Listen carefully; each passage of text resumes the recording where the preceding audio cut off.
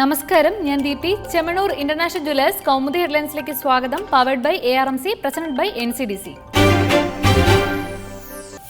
തുടരുന്ന വാക്പോര്. VS-നും പിണറായിക്കുമെതിരെ ആഞ്ഞടിച്ച് മുഖ്യമന്ത്രി ഉമ്മൻചാണ്ടി. നേതാക്കൾ നടത്തുന്ന വ്യാജ പ്രചരണത്തിനെതിരെ നിയമ നടപടി സ്വീകരിക്കും. VS ഉന്നയിക്കുന്ന ചോദ്യങ്ങൾക്കുള്ള ഉത്തരങ്ങൾ ഔദ്യോഗിക രേഖകളിലുണ്ട്. RSS ബന്ധം ആരോപിക്കുന്നത് ന്യൂനപക്ഷ വോട്ടുകൾ ലക്ഷ്യമാക്കിയെന്നും ഉമ്മൻചാണ്ടി. 1977-ൽ ജനസംഘവുമായി ചേർന്ന് മത്സരിച്ചത് CPM. UDF-ന്റേത് വർഗീയതയ്ക്കെതിരായ ശക്തമായ പോരാട്ടമെന്ന് മുഖ്യൻ. BJP-യോടും RSS-നോടും സന്ധിയില്ലാ സമരം നടത്തുമെന്നും പ്രഖ്യാപനം. അതേസമയം പിണറായി വിജയനെതിരെ ഒളിയമ്പുമായി രമേശ് ചെന്നിത്തല. വാർത്താ സമ്മേളനങ്ങളിൽ നിന്ന് പിണറായി മാറി നിൽക്കുന്നത് ചോദ്യങ്ങളിൽ നിന്ന് ഒഴിഞ്ഞുമാറാൻ. നിയമസഭാ തെരഞ്ഞെടുപ്പ് സർക്കാരിന്റെ മാത്രമല്ല പ്രതിപക്ഷത്തിന്റെ കൂടി വിലയിരുത്തലാകും.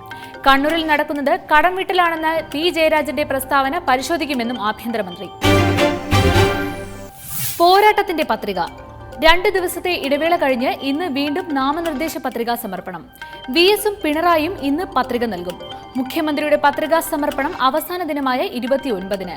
വെള്ളിയാഴ്ച ആദ്യ ദിനം സംസ്ഥാനത്ത് പത്രിക നൽകിയത് 29 പേർ മാത്രം. അതേസമയം തിരഞ്ഞെടുപ്പ് പ്രചരണത്തിന് ദേശീയ നേതാക്കൾ കൂട്ടത്തോടെ കേരളത്തിലേക്ക്. മോദിയും സോണിയയും രാഹുലും ഉൾപ്പെടെ എത്തുന്നത് വൻപട.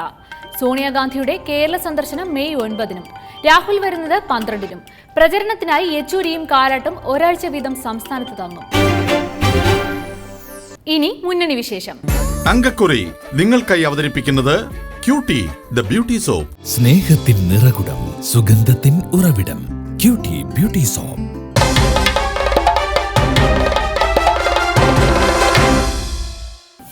തുടരുന്ന ഫേസ്ബുക്ക് യുദ്ധത്തിനിടെ പ്രചരണ വിഷയങ്ങൾ വഴിമാറുന്നതിന്റെ ആശങ്കയിൽ മുന്നണികളും പാർട്ടി അണികളും.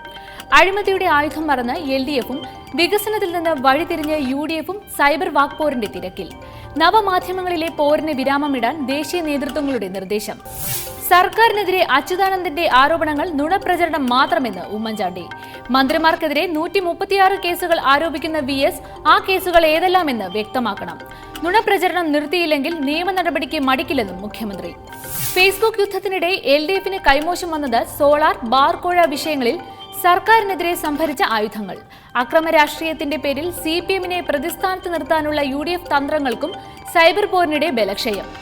അങ്കക്കുറി നിങ്ങൾക്കായി അവതരിപ്പിച്ചത് ക്യൂട്ടി ദ ബ്യൂട്ടി സോപ്പ്. സ്നേഹത്തിൻ നിറകുടം, സുഗന്ധത്തിൻ ഉറവിടം, ക്യൂട്ടി ബ്യൂട്ടി സോപ്പ്. നിർണയത്തിന്റെ 4ാം ഘട്ടം. പശ്ചിമ ബംഗാളിൽ ശമനമില്ലാതെ തുടരുന്ന അക്രമ പരമ്പരകൾക്കിടെ ഇന്ന് 4ാം ഘട്ട പോളിംഗ്. ബീജ്പൂരിൽ CPM പ്രവർത്തകന്റെ വീട് ആക്രമിച്ചു. കനത്ത പോലീസ് സന്നാഹത്തിൽ ഇന്ന് വോട്ടെടുപ്പ് 49 മണ്ഡലങ്ങളിലേക്ക്. കോൺഗ്രസുമായി ചേർന്ന് സർക്കാരുണ്ടാക്കാമെന്ന് CPM പ്രഖ്യാപിച്ച സാഹചര്യത്തിൽ ബംഗാൾ തിരഞ്ഞെടുപ്പിലെ തുടർഘട്ടങ്ങൾ നിർണായകം. സർക്കാർ രൂപീകരണം തിരഞ്ഞെടുപ്പ് കഴിഞ്ഞുള്ള വിഷയമെന്ന് യെച്ചൂരി. മമതയുടെ ഏകാധിപത്യം അവസാനിപ്പിക്കുകയാണ് പ്രധാന ലക്ഷ്യമെന്നും കൂട്ടുകക്ഷി ഭരണസാധ്യത തള്ളാതെ പാർട്ടി ജനറൽ സെക്രട്ടറി. സംഘർഷത്തിന്റെ നിഴലിൽ. വിദ്യാർത്ഥി സംഘർഷത്തെ തുടർന്ന് UP-യിലെ അലിഗഡ് മുസ്ലിം സർവകലാശാല ക്യാമ്പസിൽ കനത്ത ജാഗ്രത.